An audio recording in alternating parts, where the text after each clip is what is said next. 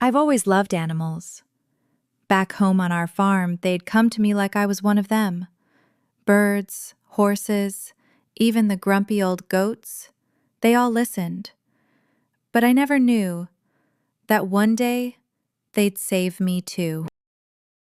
We were on vacation in the Everglades. It was hot and loud and so green. We took one of those airboat rides through the swamp. The wind made my hair fly like a flag, and I leaned out, just a little too far. Slip. I fell into the water. I could see their eyes, glowing just beneath the surface. Alligators.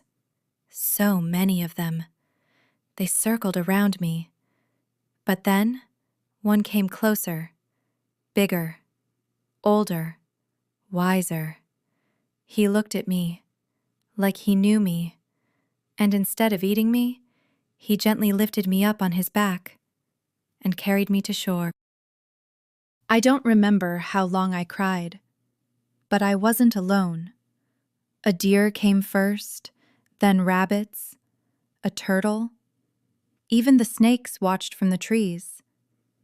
I talked to them, and they listened. I learned where the berries grow, which flowers healed wounds, and which leaves made you itchy for days. I made slings for the raccoons, whispered lullabies to birds with broken wings, and helped a fox give birth to her kits. I wasn't lost. I was found. I made a dress from moss and wildflowers, woven with vines and dew-kissed petals. Then I built a cabin, big and cozy. I lived with all the animals of the forest.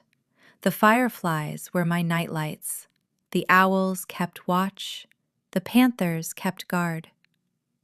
I didn't miss home. This was home. One night, the sky cracked open. Lightning danced. Thunder roared. The wind howled like wolves in pain. I ran through the storm, calling, guiding, helping. I opened my little cabin to the shivering critters. A family of possums curled near my fire. A baby hawk clung to my shoulder. When it was over, the world was quiet. Too quiet. I walked the forest, and I found them. Some hurt, some afraid. I cleaned wounds. I wrapped paws. I sang until the sun came back. The storm was over, but the forest wasn't the same. Leaves were torn, nests were gone, but I had work to do. I checked on every friend I could find.